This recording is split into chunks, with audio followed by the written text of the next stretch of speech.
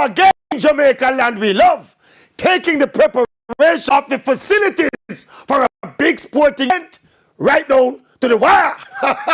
This time it's not the National Stadium, but Jamaica's cricket mecca, Savannah Park, which has been crying out for upgrades and improvements for decades, especially a modern scoreboard and adequate lighting.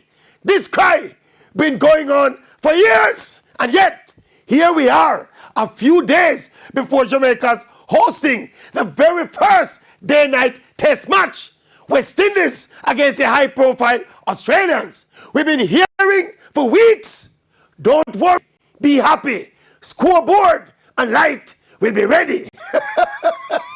Well, the official word now is that scoreboard and lights will be ready like Freddy by this Thursday morning, the latest Friday night for the test match, which begins on Saturday.